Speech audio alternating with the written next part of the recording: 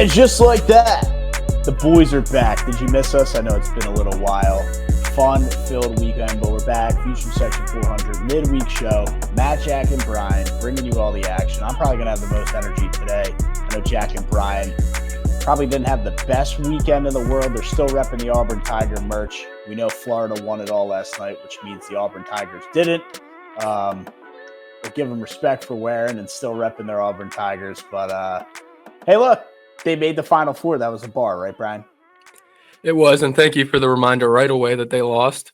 It is a little bit of my fault. We're recording this a little late. I went to Augusta this weekend, and I was expecting, a great Monday of being out at the course on the Masters, getting 25 of the Crow's Nest beers, a bunch of pimento cheeses, and watching all the golfers just on that beautiful golf course. And then watching the Auburn Tigers win a national championship. Instead, it was a rainy Monday where I was on the course for about an hour and then sat in the car for another 6 hours waiting for them to let us back on. They never let us back on. And then I watched the Florida Gators win a national championship. So, it's first world issues, but what seemed like it was going to be an amazing weekend turned out to be, it was still fun, but not that memorable. Well, I don't know what you did to piss off, God or whoever, karma is out there. But yeah, what the hell, Brian? It sounds like that was a terrible weekend. I mean, I had a terrible weekend, and it's just because Auburn lost. We had that game in the bag, and we couldn't seal it away. Man, I know I'm still wearing the Auburn gear. I'll rep them till I die. War Damn Eagle. So proud of this team, but man, that hurt. Yeah, I told my dad and my uncle that it's just Murphy's Law. I win the Masters lottery, then that weekend ensues and we actually go. But I did realize this too, which is very sad. The last 3 sports seasons I've had with the Mets, the Giants, and now Auburn, my team is technically come in third place in each one. We had the Mets get bounced in the NLCS. We had the Giants win a meaningless game to get rid of the number 1 pick and end up with the number 3 pick. And now the Auburn Tigers lose in the semifinal and the Final Four. So it's all pain for the last calendar year with my sports teams. And it's really over the last calendar year, but especially the last couple months has been rough. Yeah, man. I'm not going to say I had a horrible weekend, but I can feel your guys' pain through other losses that I've endured with my own sports team. So I can resonate with that. But we can kind of jump through the Final Four here and the national championship. I forget who you guys had dating all the way back to, 3 weeks ago, but I did have Florida winning it also. I'm not too surprised. Who do you think we had? Obviously at Auburn. Yeah, that was a stupid question. Stupid statement. That wasn't really a question, but yeah, I don't know. Sometimes you don't pick. I know we did the Super Bowl stuff. Did all the Eagle fans pick the Eagles? Yes. Yeah. No, often. No, Lee's picked the Lions. So yeah, often picked the Lions. We did not. Right. So is Lee's a real Eagles fan? That's for you to ask him. But we, sometimes I guess you don't go with it. But for the true biased diehards, either way, doesn't matter. We can go through the Final Four. Auburn blows a 9-point halftime lead and never really turned back. I mean, I'll let you guys discuss and I guess undress what kind of went wrong there. Bruce Pearl, just kind of a choke artist. I don't know how much better of a team he could have to win it all. I think this was their shot. I explained on the last show that this was Auburn's shot. Yeah, I mean, sure, this was the shot. This was our best team that we've ever had. The stats don't lie. They prove it. This was the best Auburn basketball team that we've ever assembled. Having said that, though, we didn't have the best player on the court. As good as Janai Broome was, as good as Chad was, Walter Clayton Jr. dropping 34 freaking points is something that I don't want to say it happens because it doesn't happen all that often in college basketball, but that kind of stuff happens in these big games. Somebody comes in, takes over. In the beginning, it was Elijah Martin keeping them within 9 points. Auburn should have had a 15, 20-point lead. It took an Elijah Martin clutch bucket to keep them in the game. It took a whistle from the refs to keep them in the game. And, 10 points is not that much. We see those kinds of leads diminished like that. I think I saw a stat that Florida came back in 3 of their tournament games from deficits down like 10 points, 10 points. So it just goes to show that no lead is safe. That was Auburn's biggest flaw, is we would get up on teams early in games and we just wouldn't seal it away and wouldn't shut the door. Came back to bite us, man. Walter Clayton, what are you going to say? Real quick, it's ironic because Brian touted the Auburn guards for as long as for however long you wanted to tout them for, and they got beat by a guard. Yeah, the Auburn guards were great all season, and they were great in the first half. And then I don't know what happened. You could only explain it as Auburn sports, Auburn history. They just collapsed. They turned the ball over more than they made field goals in the second half. And when you have Walter Clayton Jr. on the other side, had to get reminded that he was the first guy since Larry Bird to have back-to-back 30-point games in the Elite Eight and Final Four like 15 times. It's just, you can't leave the door open, especially for Florida after they came back against Texas Tech. And then we'll talk about the Houston game, but it's just – and Texas Tech again. Like, this is the second time Auburn's been in the Final Four, and all they had to do was play Texas Tech, and I think they would have won 2 national championships. I hate that school. Well, look, speaking specifically on the game, the first half, Janai Broome, Chad Baker-Mazara set the tone, and him and Janai were unstoppable. And like I said, I think we had 1 turnover, maybe 2 in that first half. We were making good passes to the inside to Dylan Cardwell, making easy dunks. We were rebounding well. We were doing it right. We played it almost flawlessly in that first half, and we only come out with a 9-point lead. It smelled like trouble. It was. There were so many different points in this game that you could point to say, that should have been where we went and sealed the deal, shut the door. Never happened. Well, story of the second half, Miles Kelly shooting a floater behind the backboard that hit the top of the backboard. Then you have Walter Clayton taking a contested corner 3 and it going in. And that's kind of when you thought it was over. And then Elijah Martin dunks on the whole city of Auburn and Opelika. And that's kind of when you knew it was over. And it's just, Florida made plays in the whole Final Four. And Auburn they played maybe that first half they played was maybe the best of their season. And then they played probably the worst. That and the first half against Iowa State and Maui were probably their 2 worst halves of the season. And you can't do that in the Final Four. Yeah. Matt brought up the guards. The guards really did not show up. The guys who were not on the team last year really didn't show up in this one. As much as I love them, Miles, Denver, Tahad, they just didn't show up in this one. The guys who really led us in this one were Cardwell, Janai Broome, and Chad Baker-Mazara. Yeah, Tahad looked like a freshman, and this was, when they got JP Pegues in the portal, you thought it was going to be a big signing. And they were great without him. They were historically great without him, but they really could have used a 4th guard to kind of rotate in there to maybe make something happen. And JP Pegues just couldn't turn into that guy. I mean, that's what you get. You pluck a guy from FIU and you think he's going to come in and win a national championship. I mean, it's absolutely ridiculous. FIU? Give me a break. Denver's a good player. He's a great Auburn Tiger, and they're not going to retire number 2, but maybe they will. Maybe they will for Jalen Williams one day. But for Cam Newton, all of Auburn sport, no more number 2s because of Cam Newton. Or did he wear number 1 there? I'm not sure. He was no, 1. He wore 2. No, he was 2, and then he was 1 in the NFL. Gotcha. Yeah, he wore 2 with Auburn. I mean, the new guys didn't show up. Brian, to your point about Pegues, look, if we had Denver and Chad and Tahad and all these guys that, Miles especially, that all these guys were 3-point shooters all season long. None of them showed up in this one. I mean, Chad obviously did, but we needed Denver or Tahad. One of them, Miles Kelly. What did we say before that game? 20 points from him, and we're gonna win. What did he have? 6?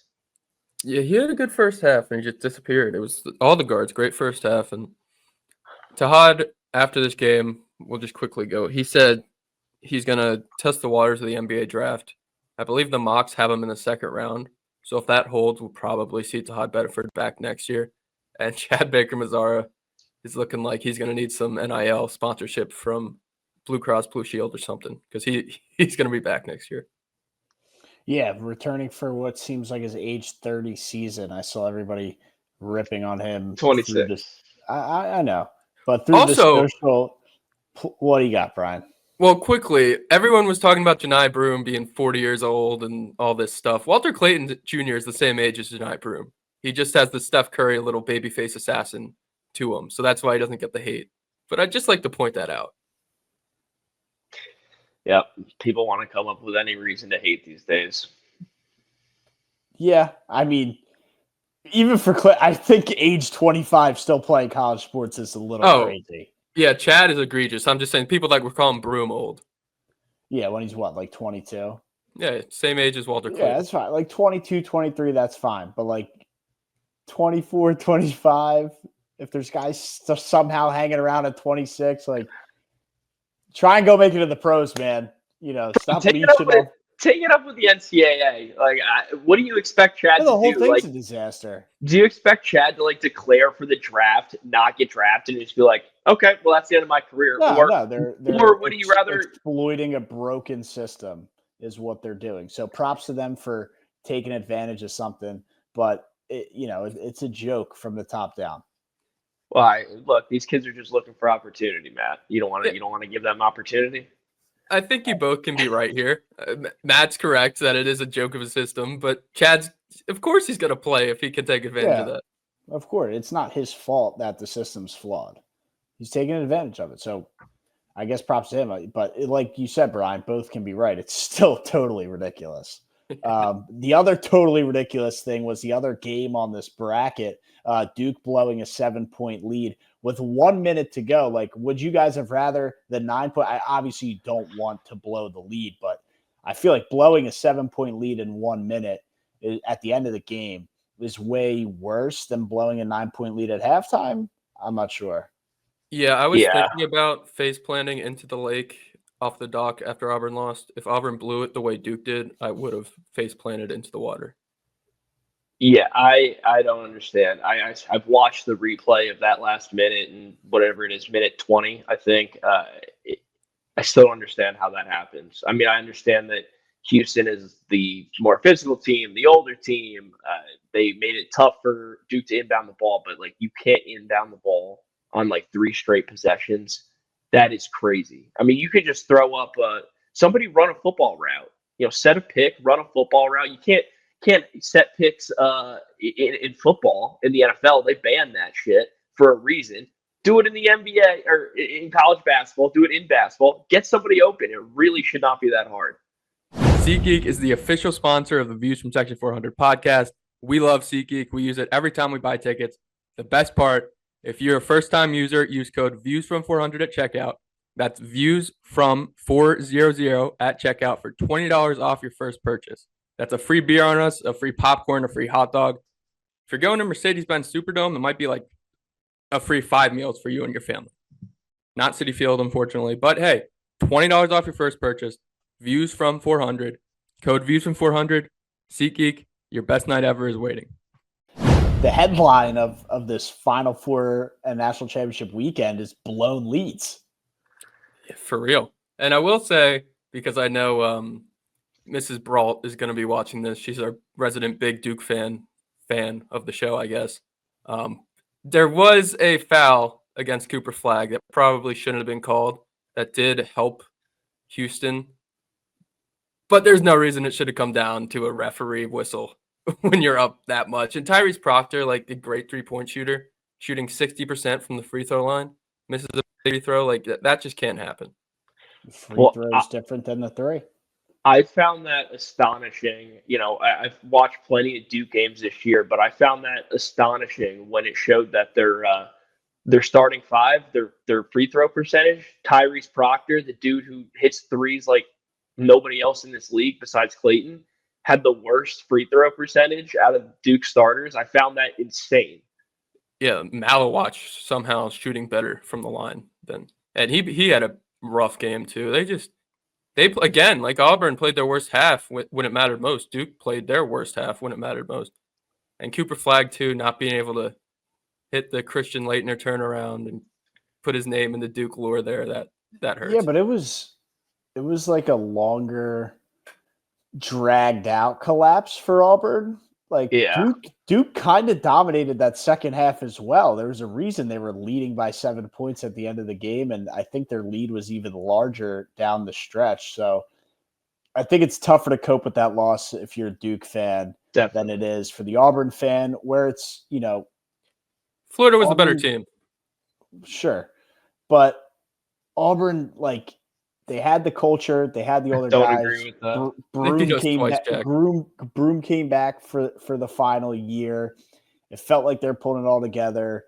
They went on this historic regular season run where they put up all the stats that Brian likes to remind everybody of, but they didn't get it done. And the window is it seems like the window closed with the departure of Janai Broom. Am I right or wrong by saying that? It depends what they do in the portal here. They did get They did get the leading scorer in the Big 12 this year from UCF. So they've already reloaded a bit. They're not going to be as good as they were this year, at least in terms of success in the regular season. But I don't know. If they can return to Hod and Chad and Chaney can get granted a waiver, you got a 4-star, 5-star forward coming in. You got the transfer portal kid. You got a few other pieces. They'll be in the conversation for the SEC again. Look, I think that you said it within the first few names. If we bring back Tahad and Chad, that's enough for me. I think we're absolutely in contention for a national championship next year. Yeah. Bruce is going to add enough pieces around. I know we already got, as Brian said, that leading scorer in the Big 12 last year. We add him to, like I said, Tahad and CBM. Tahad, we saw it all season up until the last game. He's a phenomenal player, and next year he'll come in even better. CBM, I mean, look, he was our second best player behind Janai in this game, in this loss, in this Final Four loss. So he comes back next year, doesn't get ejected out of a game again like Yale. I have no worries that him and Tahad, that's enough firepower from deep. We could absolutely just rain threes on teams. Yeah. Also, shout out Chad for not letting his temper get the best of him. I know a lot of members of the Auburn family were very worried about that, and he kept his cool throughout the tournament. Yes, he did. And not only did he keep his cool, but he was clutch for us in that last game. Yeah, he's probably their best player. Yeah, and for the ranking, that doesn't mean shit. The way too early top 25 for next year, Auburn, I think, was at 10 or 11. So the team will still be good. We don't even have like a full roster yet, and we're already like. They release it. The fact that they do that is just ridiculous. You have a skeleton of a roster. I respect it. You have a skeleton of a roster. And I think it's a little more prediction based as well, but who cares? If Tahad doesn't come back, that's going to fall. Yeah, for sure. For sure. Yeah, I'm not sure who it's ranking based on who's there and who's not there, but whatever. We'll see what happens. Let's move on to the national championship that was 2 nights ago, as you guys are watching this. Florida wins it all. And I kept watching. Houston was winning this entire game until the last, I don't know how much time was left when they took that first lead since, the beginning of the game. Maybe 4 minutes. Yeah. It was late. Yeah, because it went back and forth for a little bit, and then Houston got ahead again late. Yeah, and they just blew it again.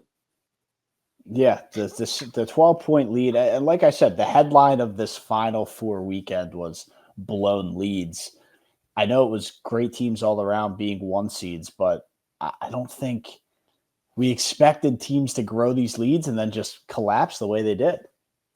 They were great games, though, and I will say for all the people that were mad about the tournament, and we said it on the preview show, we're going to get some great basketball. These were easily the 3 best games. Oh, they were up there for the 3 best games, and if you want to put the weight the games had on them, then it was great basketball.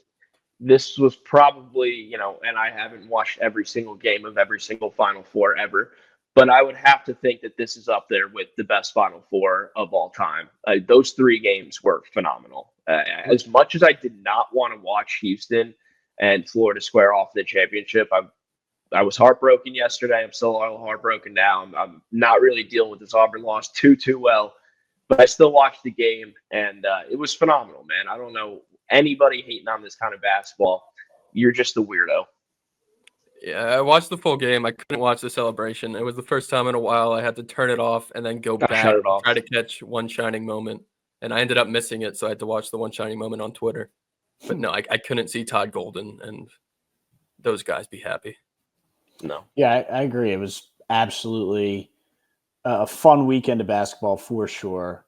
Nice job of the Final Four staff, crew, whoever put it all together. My only gripe is, and I know it's money-based, but it should be played in an arena, not a stadium. That's my only gripe. Disagree.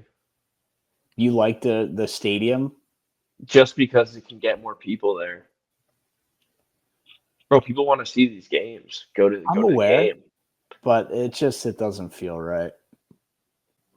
I could go either way.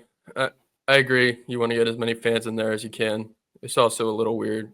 Dude, they do the pictures on like X. It's like, come on, ref, how'd you miss that call? And it's the guy like in section 3000 that can't even see the court. Yeah. It's a little bit of a joke, but I get it. Money, jam-pack the stadium, make it whatever. But I don't know. They play in an arena all year, and then they get Final Four weekend, and you completely, drastically change the atmosphere like that. I don't know. I don't know how to explain it. I don't know what's wrong with it, but they're going to continue to do it. Yeah, that's in Lucas Oil next year. Is that where they're doing it? Yep. Ew. I want to say that might be a little bit better, but it's like still going to be like weird. I think they host Big Ten tournaments every couple of years. Bro, Indy? Yeah, it's horrible. I like Indy.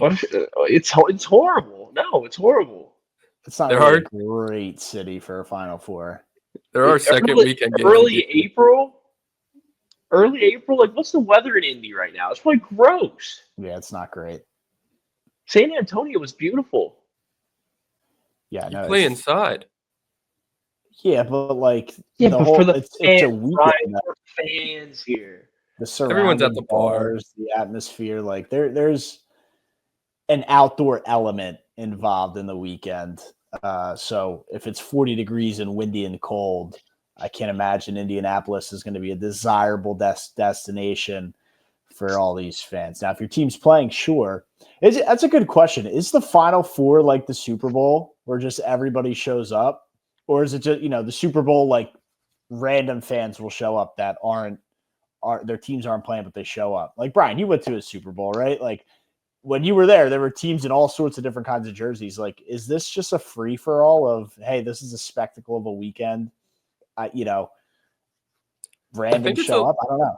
Yeah, I think it's a little more towards like the random fans because the Super Bowl, you're right, but I think it's more of the random fans like on the days leading up to the game. And then to actually get a ticket, you mostly see people that are rooting for a team, unless it's like a celebrity. Final Four, like I know they're expensive, but it's not that crazy. It's just all these college basketball sickos that want to watch a Final Four. Yeah, you get college basketball sickos. You get the 4 teams that are in the Final Four, and then you get people from the city too. Yeah, all right. I think the NFL, to Brian's point, very much more limited on who actually gets a ticket there. It's probably just diehard fans, and then celebrities and people with endorsements and connections. Yeah, I don't know. I just with the Super Bowl, like watching the build up, and then even sometimes in the game, like you see jerseys from every team. We obviously know it's a huge thing for the London games. Yeah, Yes. Jack. Well, those are Jags home games. It's going to be Jags home arena soon, or stadium. It's not going to be the home arena. I don't know why you would think that. I do think though, this just hit me when they did the COVID bubble March Madness. I think it was in Indy. I think they had it at Lucas Oil. They might have. So They didn't have a COVID March Madness. They canceled the tournament. No, and the year after they had the bubble March Madness. Oh, the year after they did a bubble? Yeah, when Baylor beat Gonzaga. Gonzaga's That was only in a championship. That was in a bubble, like an NBA bubble. It wasn't as like restricted, but they just didn't go to other locations.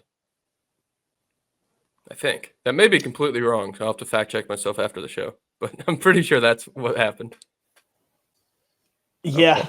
I guess fact check that. But the final thing on the Final Four, really to wrap up college basketball and March Madness for the year until next November, which is kind of sad. Walter Clayton gets the most outstanding player award. Are we all in agreement, or was there somebody else who should have earned the award? I agree, and I'm also very sad to report you can tell Auburn's not a basketball school because the amount of people that were mad about Janai Broome getting snubbed on what they call the all-tournament team when it's essentially just the players that made it to the championship in the Final Four. There were a lot of people that were angry. Wait, were you angry? He didn't make the all-tournament team? No, it's essentially just the championship rosters, and then they put Cooper Flagg in it. So it would have been Cooper Flagg or Janai Broome, but Cooper Flagg played a much better Final Four game than Janai Broome did. Yeah, did Broome even have his over-under? I think it was 18.5 points. I think he finished with like 15, and I don't know if he got a double-double. He had like 15 and 8 maybe. Yeah, I would agree Cooper Flagg probably deserves that. He definitely just got tired, man, because he started the game unstoppable and just absolutely fizzled out. It looked like he tried to do some personal stuff between like Condon and Houck and all that good stuff, and it just did not work towards well, I said it the Elite Eight weekend as well. I mean, he was banged up, injured. A lot of people wanted to push that to the side, and maybe it caught up to him a little bit. I mean, that's the game where he like hurt his ankle, knee, and elbow on that one play. So it was he and then the whole week leading up to the Final Four, he didn't practice because he was just resting. I mean, obviously, it was gonna hit him. Just a quick update on the bubble March Madness. It was in Indy, but they played in 6 arenas in Indy, and then the Final Four was in Lucas Oil. Thank you for the update. It's 42 degrees in Indy right now. Who wants to be in Indy? It's not nobody. Yes, it is. I just not Googled that it. warm. Yeah, no, I'm saying 42 is not that cold. You're not going to have the bands on boats on the Riverwalk for every Final Four. Well, no, you're not going to get a beautiful, 70, 80 degrees, southern Texas, but we don't have to deal with 40s, dude. Yeah, I think it should be somewhat tropical. Have it in Jacksonville. Beautiful place. Where the women were in Tampa arena for that. Yeah, no, it'll be in Jacksonville after they get the new stadium. It honestly might. They definitely will have a shot. That's why, owners are pushing to build the roofs on these stadiums so that they can give their pitch on why it should come to their city. Build all the roofs, every single one, even in baseball. Yep. Yeah. Brian, are you still asking the Jags to go to London if we're actually going to get a stadium in Jacksonville with a roof? It'll just use as a multi-purpose for big events. I'm not asking what big events are ever in Jacksonville. I'm not asking for. Whoa. Well, I'm saying when they get the stadium, they'll have them. There you go. I'm not asking for them to move from Jacksonville. I'm just saying it's an inevitable thing that you have to prepare yourself for, and I'm trying to help you. It's not happening. We're building a brand new $1 billion stadium. We're not moving after that. That says Trevor Bank on it. They're not even moving on from the quarterback for the next 15 years. Yeah, I don't know. I know you're used to Daniel Jones franchise and just moving on like it's nothing. But we have some loyalty around here. We have some good things coming. Yeah, we'll wait and see before we get into NFL talk. I can't wait. I really can't. But the current sport that's relevant that just started, Major League Baseball, is kind of in full swing with the first couple series of the year. Some teams have played on the road. So I think everybody's played on the road and played at home up until this point. So pretty much in full swing. I know I don't know what major stories are going around, but Brian wants to throw the Mets pitching in everybody's face as he says, would you look at the Mets pitching? Yeah, it was more throwing it in your face. Why? Well, they led the major leagues in ERA Oh my gosh. They led the major leagues in ERA going into today. They gave up 5 runs today, so I don't know if that still stands. Probably doesn't stand anymore. And let's just open the door, look behind the curtains, and see what led to that major league leading MLB best ERA. So they lose the opening series to the Astros, who are 4-6. They've played 2 series against the Miami Marlins. 2. I don't know they've played 10 games yet. They've played 2 against the Miami Marlins series. That's like 6 games. That's more than half the games against the hopeless Miami Marlins. We're talking about the Mets pitching here. And now they're beating, I don't know what's left of that Blue Jays series, but they're beating a Blue Jay. They swept the Blue Jays that have been at the bottom of the American League East for I don't know how many years since Jose Bautista hit a home run in that Texas wildcard series. That's how bad the Blue Jays have been. And an AL East that I think every team's below 500 or the first place team is 500. So not a great look for the AL East so far. So, you can throw Mets pitching in my face all you want, but it's been against lackluster MLB opposition. It has. It's just nice to see them not blowing up as everyone, including yourself, thought they would. At least not yet. And I'm saying wait and see. And that's fine. I'm just going to enjoy the good pitching while I can. Listen, I was talking about this before the show with Jack, that last year they were 0-5. Now they just won their 6th game in a row. I'm going to enjoy a good start. Yeah. How does that happen? 2 series against the Marlins to start the year. It's a joke. It's ridiculous. The new scheduling is terrible. And then they go out to Sacramento and then to Minnesota. And I don't think they play the Phillies until like June. No, I think there's a series coming up. Maybe May. There's something. Matt, how did your Phils fare against the Dodgers? Pretty well. They took down the unbeatable Dodgers 2 out of 3 games over the weekend. Phillies own the Dodgers at least the last couple series. There's some stat, maybe they're 8-2 in the last couple series against the Dodgers. So, and you can blame the New York Mets for the Dodgers winning the World Series because if the Phillies got to the NLCS, there's no doubt in my mind that they were going to win that series. They just have some kind of bad luck charm whenever they play the Mets, and that was the issue there. So you can thank the New York Mets for beating the Phillies and then losing to the Dodgers because if the Phillies won against the Mets, that was not happening in the NLCS. But we all know what later happened there. New York couldn't stop LA. But yeah, look, the team looks electric. The pitching staff is looking good. The bats are starting to wake up. The only slight issue I have is, Max Kepler's off to a rough start.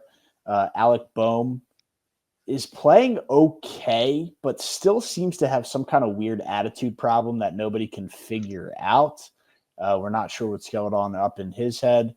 They had the chance to get Bregman and maybe move on from Boehm. Was that the better move to make as this team's aging and they need to win now? Maybe it was, maybe it wasn't.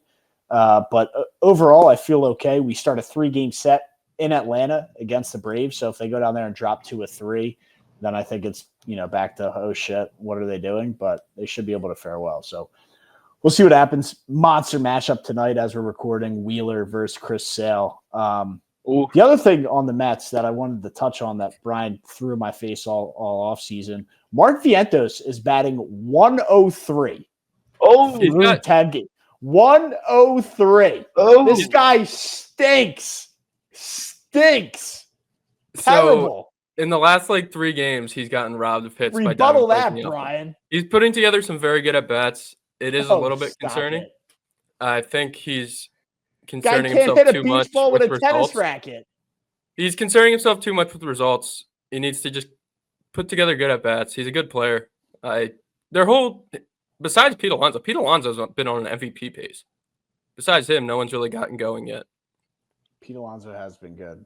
I'll give you that. He's hitting 350 with 15 RBIs.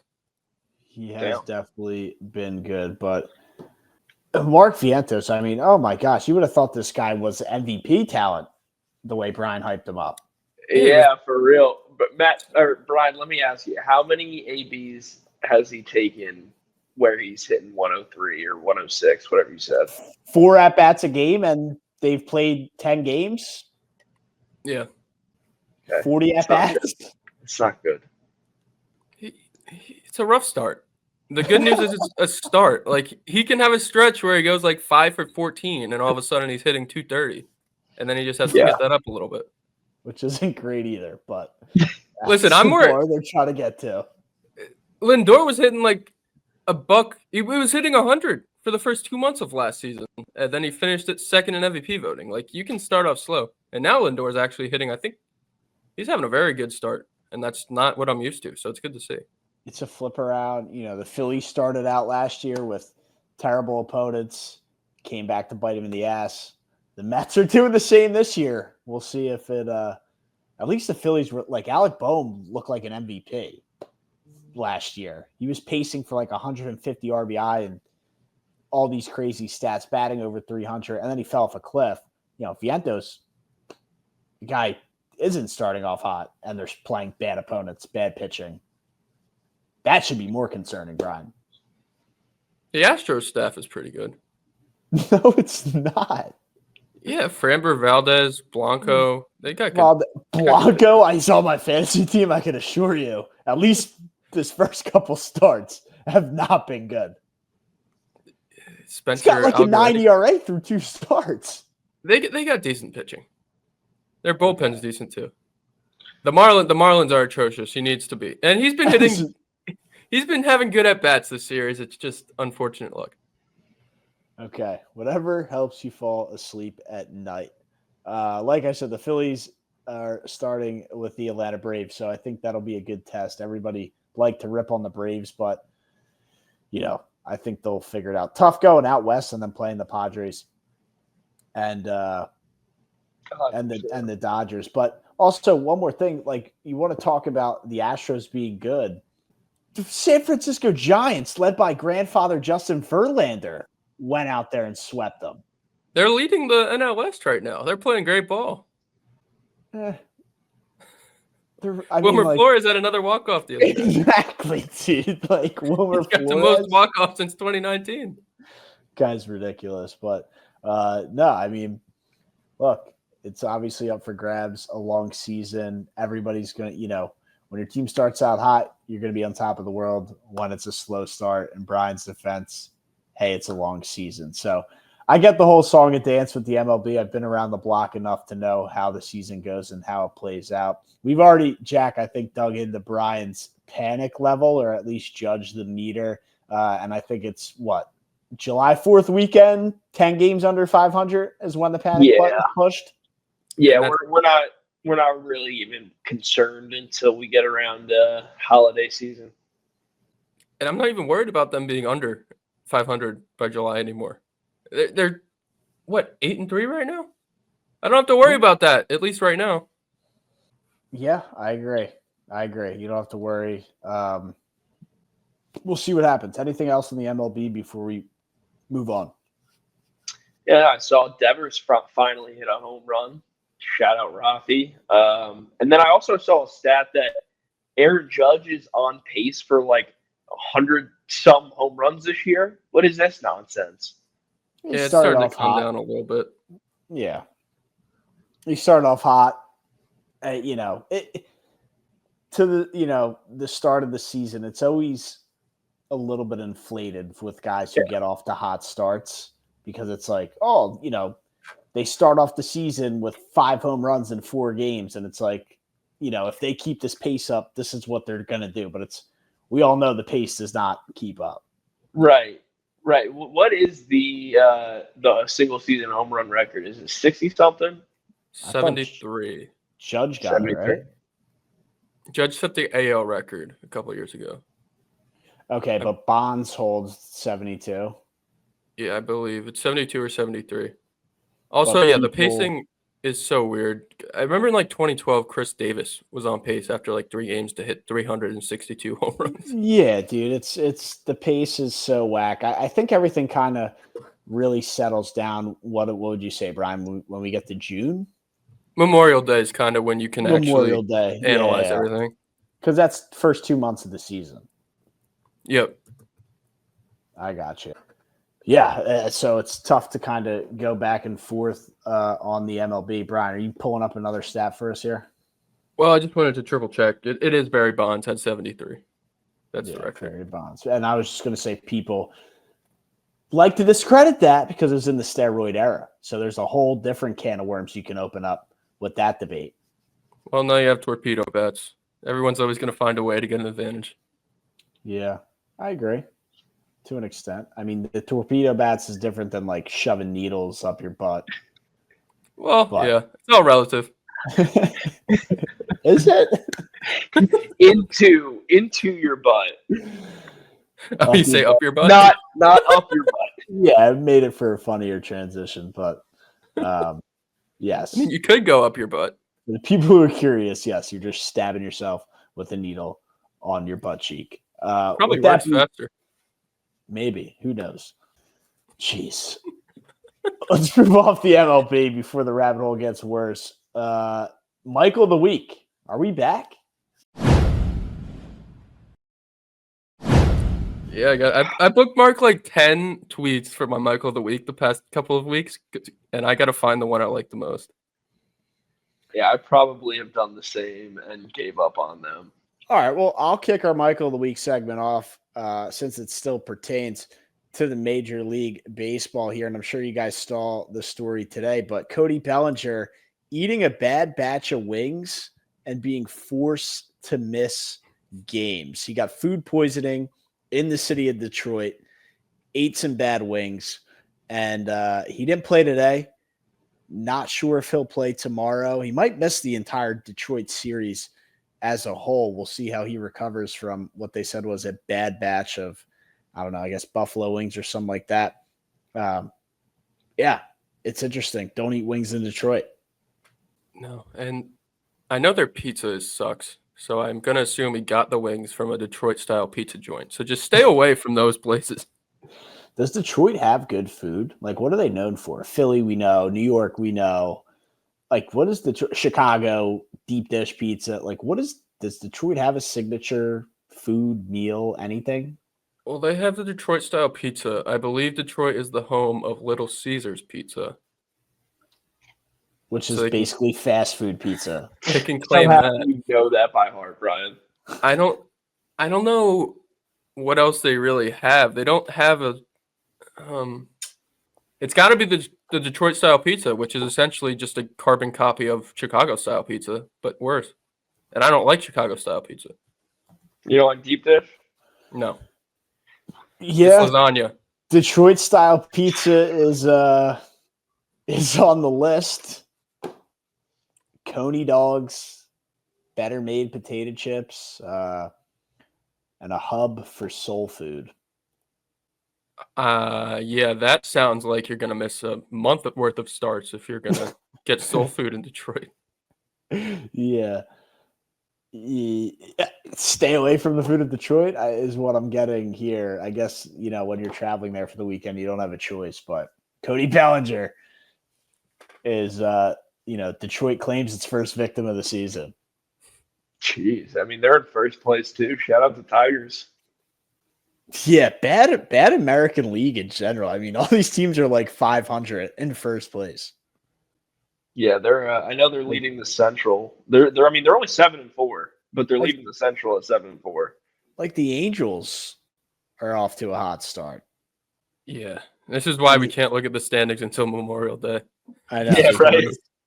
It's we thought the Marlins should have won that Mets series down in Miami until, just the back end of the bullpen finally caught up to them. But yeah, I don't know. Crazy shit there. Hopefully Cody Bellinger stays away from the food for a couple more days and gets the hell out of Detroit. Yeah, so I found my Michael of the week. Jalen Milroe, our favorite quarterback, he got invited to go to the NFL draft, sit in the green room, and he's going to go.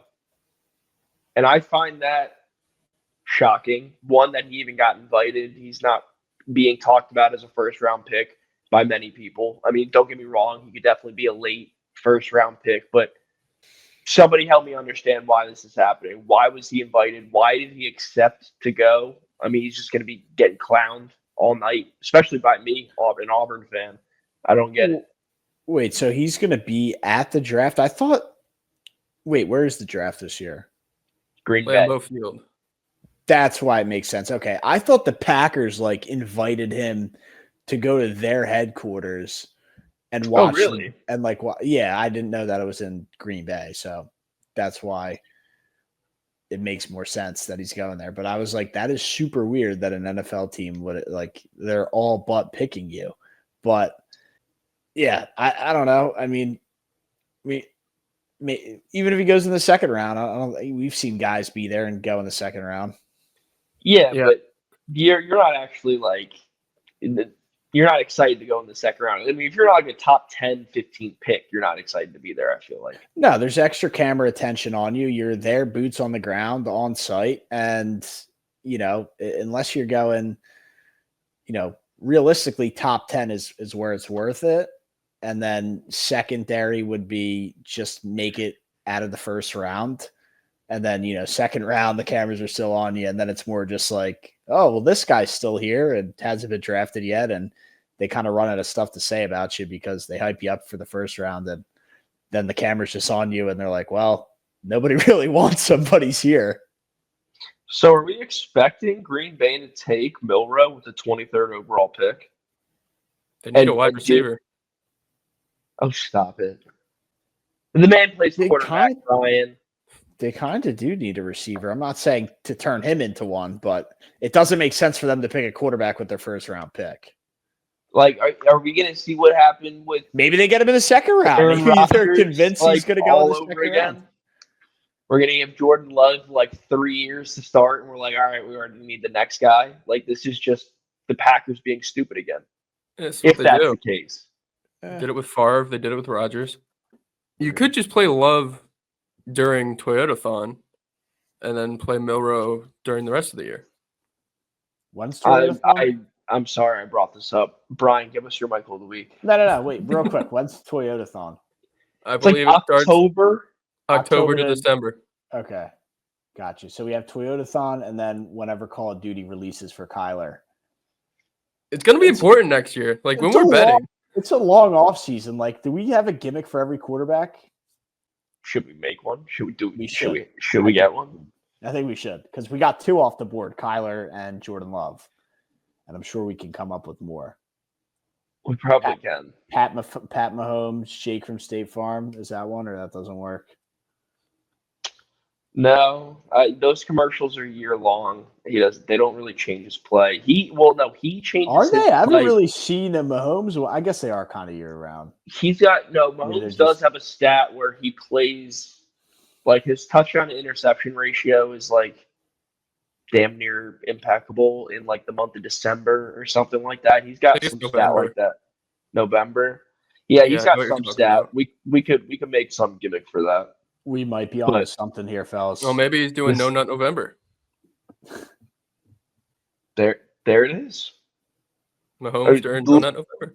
Look no further.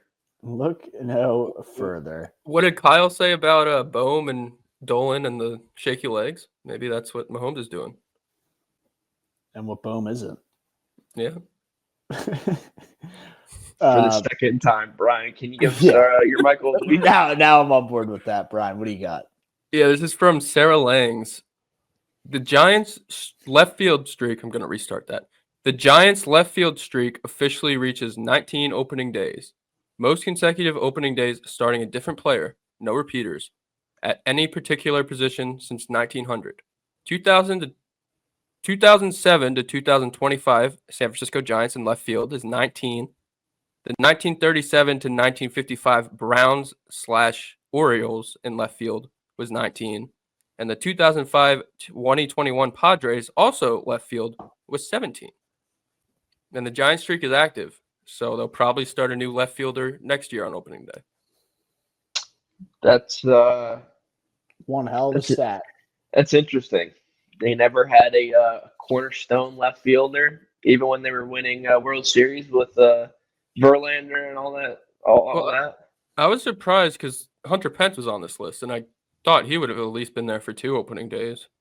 And then Jock Peterson, I guess he was only there. I was half checked out, and that's my apologies for not giving you my fully undivided attention for your Michael of the Week. But it was no natural left fielder for opening day for the Giants in the past 20 years. No duplicate. No duplicate. So it's been a different so one every year since Barry Bonds in 2007. They've rotated somebody. Are the Phillies not like right up there with them? I can't think of a guy who's started. I mean, dude, their left field has been abysmal since like Pat Burrell. Yeah, they've had to have somebody. Don Brown was right field. Yeah. Did John Mayer Jr. start back-to-back years in left field? Center field. Maybe he did. I don't know, but it's worth a look up, I think. Yeah, I'm going to have to see. We'll go to like 2016. I feel like in like 2016. Like because they had Aaron Altair rotate through there at one point. He was also a Met. It was just for opening day, so it's very specific. You could have a guy coming off an injury, like suspended, early season suspension for PEDs. Like, there's so many reasons it could be a different guy just for opening day. So they had McCutchen start 3 straight opening days. In left? Yeah. It went McCutchen, Schwarber, Jake Cave, Brandon Marsh, Max Kepler. And then they had, before that, it was Raul Ibanez for 3 straight. Okay. I was going to say, I thought Marsh would have done it. So it doesn't count if the starts in left one year and the next year he goes to right field. Yeah, so Marsh did start in center in 23 and then left in 24. Rojas was the starting center fielder in 24. Interesting. So just great stat. Great stat. Here in left field for the Phillies, so I thought maybe they would have competed with that. But yeah, man, wild. I mean, it's what the Giants do. They're a better, well-run Oakland A's. Yeah. They still try and play that money ball, outsmart you, tricky style baseball, and have been pretty good at it. Gritty team. I like the Rays. They're not signing. Yeah, maybe a more well-run Rays. A Rays with more money. The Rays a little bit more money. Is that the comp for them? I think that's because they at least they just signed Willy Adames and they signed some contracts. The Rays they gave Aaron Judge 9 years, $300 million. They did just to turn it down, or he accepted it. Then the Yankees said, "No, you're not accepting that." Something weird happened. I don't think he ever accepted it. I think John Heyman just tweeted that he accepted the news broke that he accepted it from legitimate sources. Yep. So Aaron Judge is never leaving New York. No, probably not now. So yeah, the 2 superstars, Aaron Judge and Juan Soto, are the New York headlines. But no, that's a Michael of the week. We'll get back to a normal show, a normal routine of Michaels and winners and losers, and all our fun stuff that we do up here in the nosebleed. So we'll tune back to that. And before we wrap up the show, I don't know how much research the guys did on the upcoming Masters tournament, but it is Masters week. The first major of the year. I think the first major of the year. I don't think the Players tournament is a major. It's like a major, but it's not. You'll have the LIV guys. You'll have the PGA guys. You'll have former Master champions. Angel Cabrera, who won it in 2009, just spent the last 4 years in prison, will be out there playing this weekend. I'm trying to think. I think there's another guy who's like 67 years old. I forget his name. What was he in prison for? Tax evasion? I don't remember the reason why, but from like 2020, because he was playing on the senior tour, and then from like 2020 to 2024, there was no statistics. Assaulting, threatening, and harassing his former partner, Cecilia Torres Mana, and then was a second conviction for another assault charge. Oh, my Lord. Sentenced to an additional 2 years and 4 months in prison. So yeah, pretty wild. Not in America either. Prison in Argentina can't be too fun. I know he's an Argentinian national, but still can't be any fun. I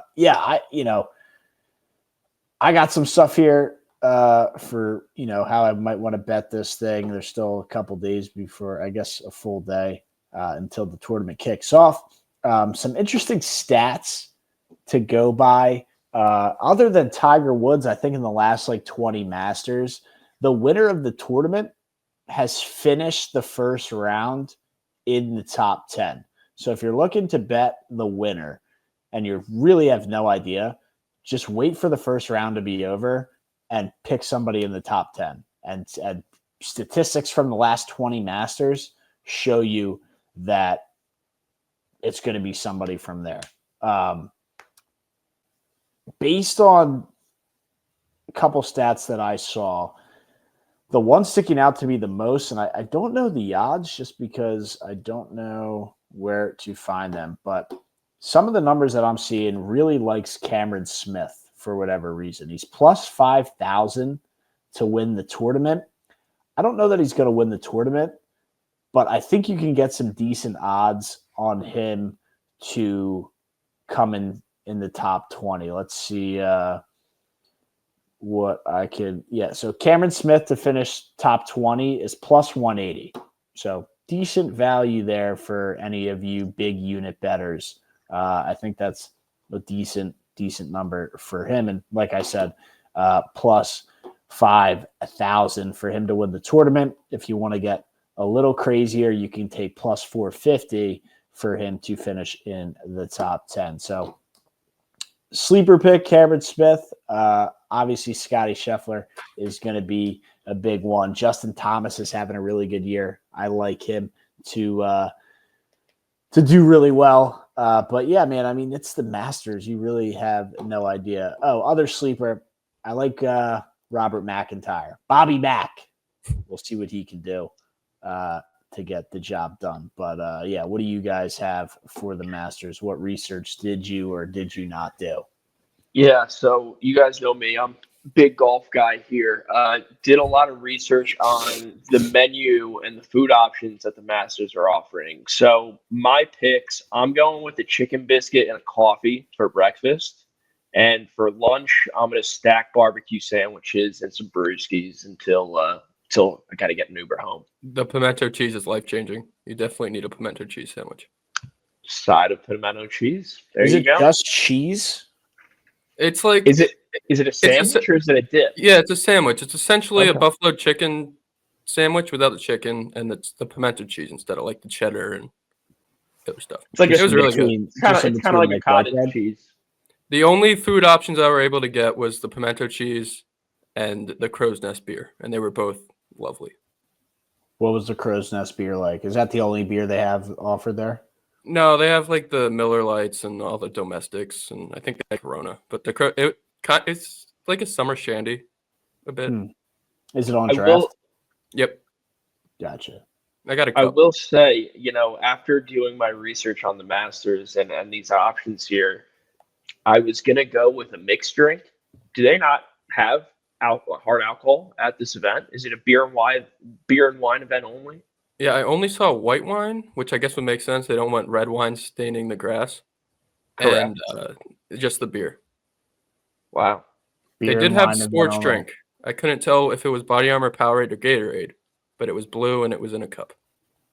It says soft drinks, so I don't know. Interesting. Jack, do you have a pick for us to win the tournament? Oh, like a golfer? Yeah, appreciate your attention to detail on the food being served throughout the weekend and the week, but Of course. I'm not sure that you can bet on that. Any advice for our fellow watchers? I figured you'd be heavy chalk here in taking maybe Scotty or Rory. Yeah, well, I don't bet on Rory anymore. So, Scotty, there's some appeal there if you want to go chalk. If you don't want to go chalk, give me Homa. I'm with Brian on this one. Max Homa might not even make the cut. I don't know if we could hold him accountable, but he did say he'd come on the show if he wins the Masters. So I will try to hold him accountable. I know he responded to you on Twitter, but he said he was going to come on if he won the Masters. Well, he said no after I asked him if he'd come on if the Mets made a comeback on the Dodgers. And then I said, well, what about if you win the Masters? And he sent the handshake emoji. So I'm taking that as a yes. That's a yes. Keep those receipts, and I just became a Max Homa fan for the weekend. Yep, big Max Homa fan. Let's go, baby. Homa. Big homosexuals over here. That's going to be tough for him to do. Brian, your insight, you were obviously boots on the ground. Maybe you have a little bit more to share than somebody who's doing the research from afar. Yeah, I was there for about an hour, and I saw Keegan Bradley tee off, and he's got a great-looking mustache going right now. So that's going to be my pick. Captain America will captain the Americans for the Ryder Cup at Bethpage later this year. Should be loads of fun. I can't wait until that finally comes around. But I don't see that. I mean, he's got a great looking mustache. Very cool. I get it, and I know he's had a better year in the past. But yeah, Max Homa, Keegan Bradley might be wishful thinking here, guys. Homa. All right. So Max Homa for Jack, Keegan Bradley for Brian. You guys took kind of long shots, so I'll stick with Cameron Smith as my winner at plus 5,000.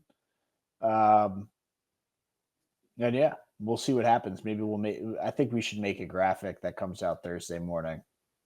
Cameron Smith doesn't sound like a real person. Sounds like a John Smith, like you made him up in the... Yeah, it sounds like the name you get when you create a player on Madden or MLB The Show. Australian golfer, plays in the Live Tour. The last 6 Masters gains 8 strokes with the putter per round or per tournament. I think that's like 4 strokes better than any other player on that model that they had for the last 6 Masters. So as long as his iron and dry, find the fairway, get it on the green, and he should have an advantage with the putter. So I like him at plus 5,000 and maybe even a top 10 and a top 20 pick. So I'll roll with him on the numbers there. But Jack roll with Max Homa and Brian roll with Keegan Bradley. There's your official views from section 400 picks. I think that's all we got for this one, unless Brian and Jack have anything else. That's all I got, and I will catch you guys in the next one. We're back to normal programming, normal scheduling, and we'll get back into a routine here. It got really crazy, obviously, at the end with March Madness, but we're back to the grind, back to the content, back to the action. I'll catch you guys in the next one. Can the Nuggets? Jackson Arnold for Heisman. God damn it. Go. Now in the mix with DJ Savage. And it's ruined. Yeah, it sucked. The Nuggets, please hire Todd Golden.